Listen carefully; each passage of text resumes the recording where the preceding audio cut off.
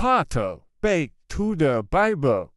Jika kita tidak percaya kepada kebenaran Tuhan yang menyelamatkan manusia, berarti kita percaya kepada dusta iblis yang menipu, menyesatkan, dan membawa kepada kebinasaan yang kekal.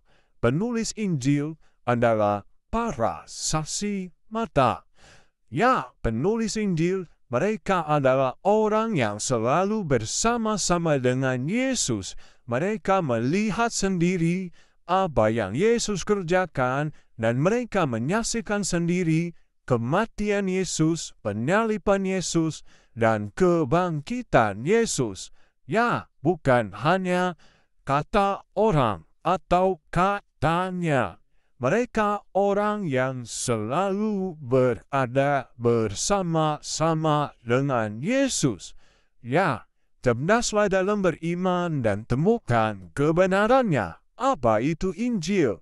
Injil adalah kabar baik, kabar tentang Tuhan yang berjanji akan menyelamatkan manusia, dan janjinya digenapi dengan datangnya Yesus ke dalam dunia ini. Tuhan datang untuk menyelamatkan manusia, bukan untuk menghukum manusia. Dan Injil adalah cerita atau berita tentang Yesus yang datang ke dalam dunia, yang mati, bangkit, dan hidup, dan akan datang kembali untuk menjemput mempelainya atau umatnya yang kudus. Itulah Injil yang sepenuhnya. Bukan Injil sepotong-sepotong yang seringkali dicomot-comot ayatnya oleh saudara kita, sehingga kebenarannya tidaklah seutuhnya. Jadi, saudara kita Sindut katakan, peristiwa Yesus lahir, peristiwa Yesus disalibkan. Mohon maaf, penulis-penulis tidak ada satupun yang hidup di zaman Yesus. Kalau mereka sering bersama-sama dengan Yesus, apakah mereka hidup bukan di zaman Yesus? Bagaimana cara berpikirnya, Ndut? Ada saran, belajarlah sampai ke negeri Cina. Kalau tidak mau belajar ke negeri Cina atau tidak punya ongkos, belajarlah sama hamba yang sedikit lebih cerdas. Ya, tadi sudah dikatakan cerdaslah dalam beriman dan temukan kebenarannya. Berpikir cerdas akan meningkatkan kecerdasan. Yang pertama, kitab Injil ada 4, yaitu Matius, Markus, Lukas, dan Yohanes. Mereka semua hidup di zaman Yesus. Saudara Sindut sendiri mengatakan, Injil karangan Matius, Markus, Lukas, dan Yohanes. Di dalam Alkitab Lama ada tertulis seperti ini. Namanya karangan berarti ditulis oleh manusia. Itu kata saudara Sindut yang seringkali menggunakan akal-akalannya dengan filsafat yang kosong.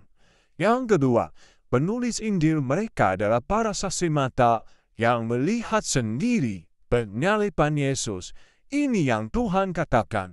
Peristiwa yang menghebohkan dunia, tidak mungkin tidak ada yang lihat, tidak ada yang menyaksikan, ataupun tidak ada yang tahu.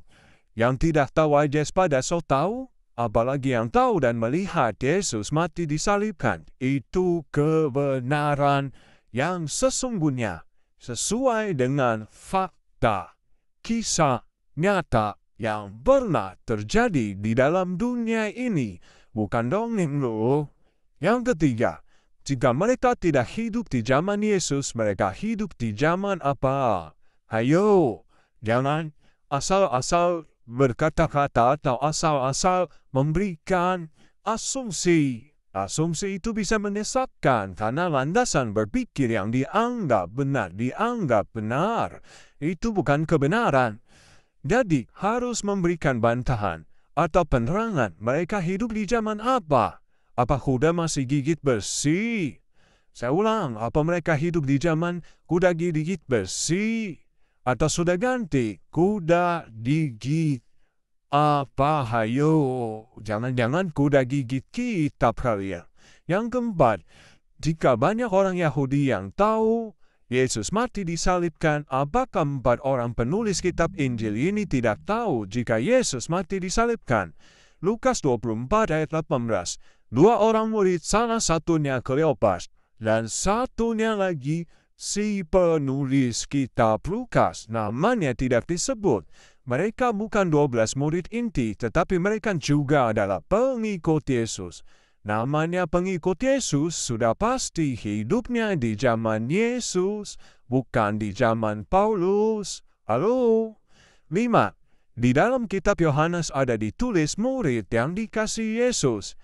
Itu dia loh, dia hidup di zaman Yesus. Dia hidup sejaman Yesus. Ya, jadi paham sampai di sini? Kalau belum paham, bolak-balik kitab Injil. Matius, Markus, Lukas, Yohanes. Yohanes, Markus, Yohanes, Lukas, Markus, Matius. Ya, 4 kitab Injil. Yang keenam, isi keempat kitab Injil sama tentang Yesus yang lahir, Yesus yang mati disalibkan, dan bangkit dari kematian. Mereka bukan hanya mendengar kata orang, tetapi mereka menyaksikan sendiri. Ya, jelas mereka hidup sejaman dengan Yesus. Mereka melihat dengan mata sendiri, bukan mata kepala. Kepala nggak punya mata, mata sendiri. Yang ketujuh, maaf saran hamba.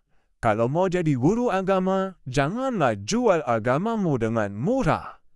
Murahan, dengan dongeng, cerita yang tidak pernah ada, atau kebohongan-kebohongan, karena akan menyesatkan. Sekarang sudah zaman AI.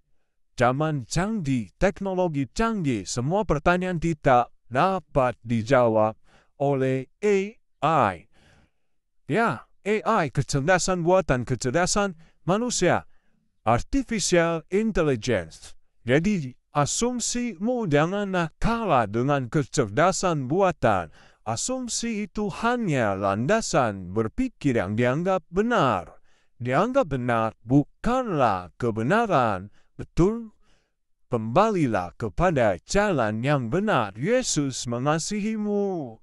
Dia menantikan engkau di ujung jalan yang lurus. Ya, back to the Bible.